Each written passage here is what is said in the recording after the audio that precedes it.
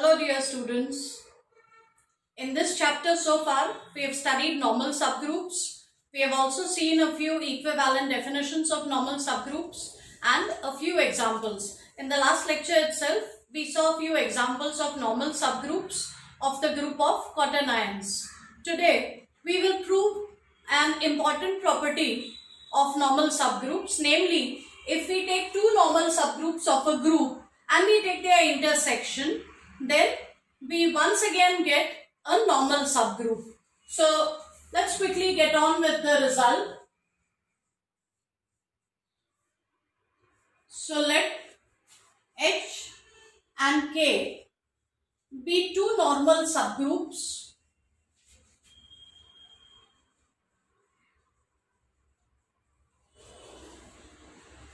of a group G. Now we wish to prove that their intersection is again a normal subgroup of G. So we have to prove that H intersection K also becomes a normal subgroup of G. This is our goal. Now, in order to prove that something becomes a normal subgroup, remember the first requirement is that it has to be a subgroup. So we should first prove that their intersection is a subgroup of G. But notice firstly that H and K are both normal subgroups of G. So H is definitely a subgroup of G. K is also a subgroup of G, and in one of the earlier lectures, we have proved that intersection of two subgroups is again a subgroup. I will put the link to that video in the description box below, so you can take a look at it again, but right now I am going to use that result directly. Because H and K are both subgroups of G, their intersection is also a subgroup of G. This of course requires proof, but as I said, I have already done this result earlier. So intersection of two subgroups is a subgroup, therefore that part is done. Let us now prove that in addition, it also becomes a normal subgroup. So we have quite a few definitions of the normal subgroup at our disposal. We will use the one with the elements. So we will take one element in this set.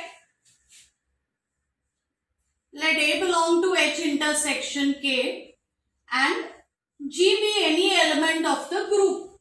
We will prove that G, A, G inverse is again inside this set. So firstly, A lies in the intersection, means A is a common element to both the sets. So A will lie inside H as well as inside K. And now look at the situation. Now our picture is like this. A is in H, G is in G, and don't forget H is a normal subgroup of G. Therefore, G inverse will lie inside H. This is one of the definitions of a normal subgroup. So, A is an element of H, G is an element of the group. So, this kind of an element has to lie inside the normal subgroup. Also, A belongs to K. Again, G is an element of the group, and let us this time use the fact that K is a normal subgroup of G. So, we have G inverse lies inside K. So, this element G inverse lies inside H also as well as inside K, and therefore we can conclude that this element will lie inside the intersection. So, if I take an element inside this set, any element in the group, then G inverse also lies inside this set, and therefore this set becomes a normal subgroup of G. So that way intersection of two normal subgroups is a normal subgroup. Now here we have proved the result for two normal subgroups, but let me tell you, it also works for an arbitrary collection. So you take as many normal subgroups as you want of a group G. It does not matter whether you take a finite number, you take an infinite number of normal subgroups of a particular group. Then take the intersection of all those normal subgroups, it will again give you a normal subgroup. So not only is intersection of two normal subgroups a normal subgroup, arbitrary intersection of normal subgroups is also going to give us a normal subgroup. Next question we would like to ask is whether union of two normal subgroups is a normal subgroup. So let us address that question now.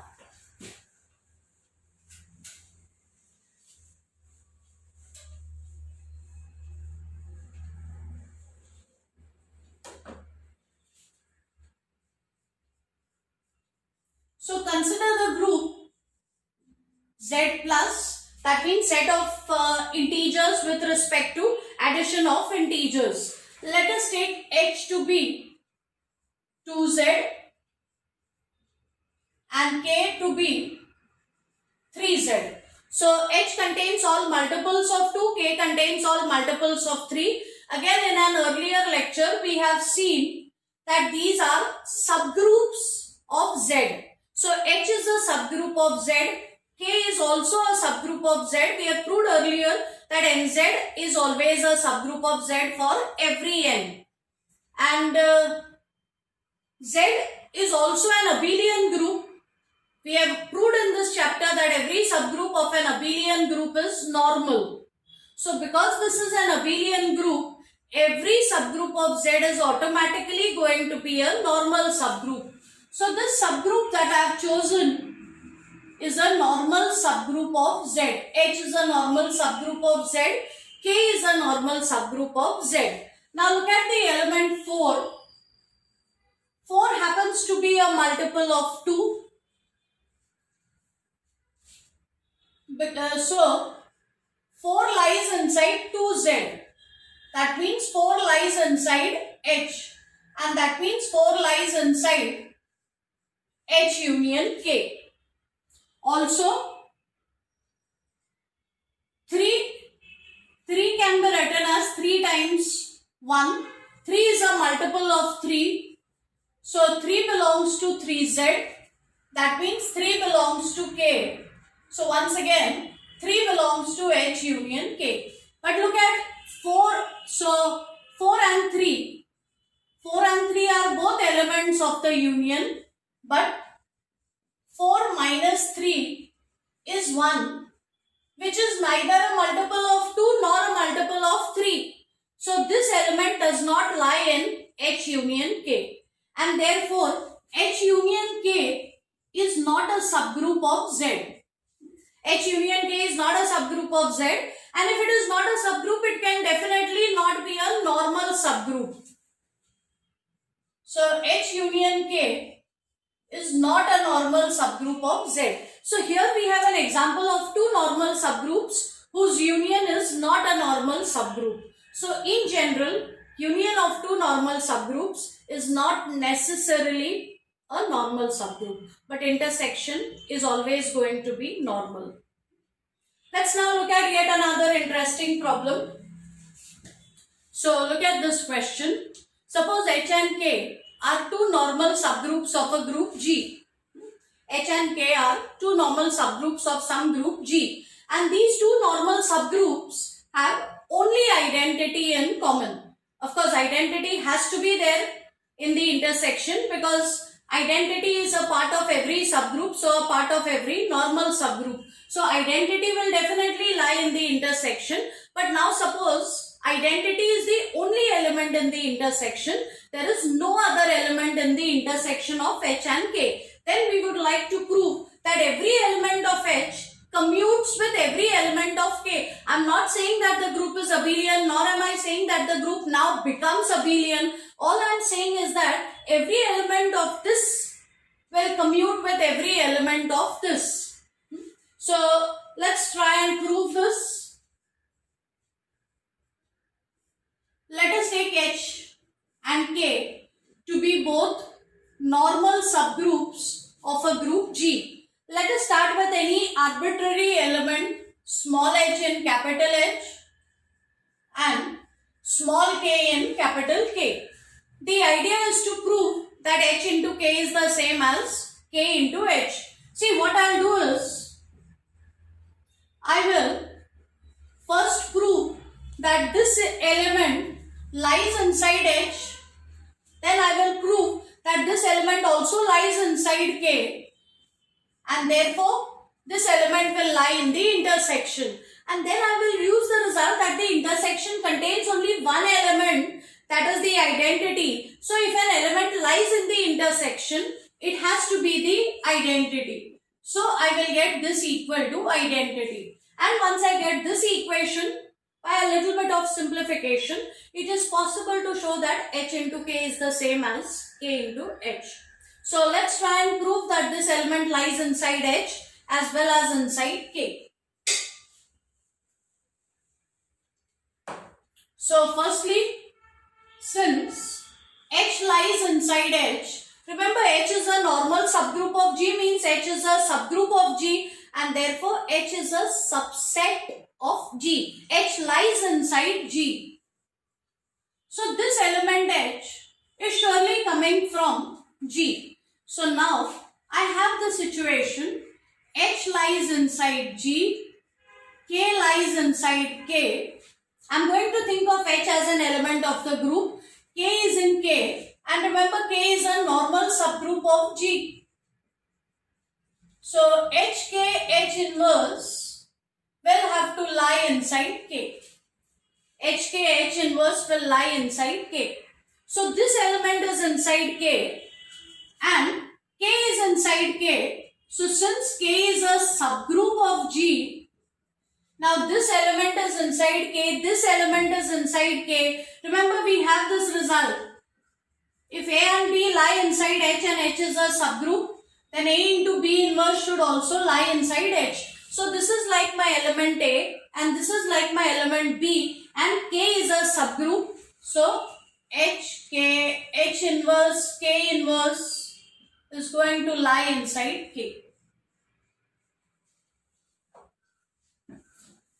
Let me similarly prove that this element also lies inside H. For this, I am going to start with the fact that H lies inside H. Remember H is a subgroup. So if an element lies inside H, the inverse of that element also has to lie inside H. So H inverse is in H. Now K is in K, and the same thing that I did with H in the last part, I am going to do with this element K now. If capital K is a normal subgroup of G, it has to be a subgroup of G, and therefore firstly it has to be a subset of G. So I am going to think of this element K as an element of G. So putting things together, H inverse is in H, K is in G, and remember H is a normal subgroup of G. So this element into inverse of this, element of the group into element inside the subgroup into inverse of this will have to lie inside H. Now let's put these two things together. H lies inside H, this element lies inside H. H is a normal subgroup, therefore H is a subgroup. So by closure property, H times this element will also lie inside H. And now from 1 and 2, it follows that the element HK, H inverse, K inverse lies in the intersection. So HK, H inverse, K inverse lies in the intersection. But let us not forget that the intersection contains only one element, that is identity. So if at all something lies inside the intersection, it has to be equal to the identity. So this element HK, H inverse, K inverse has to be equal to E.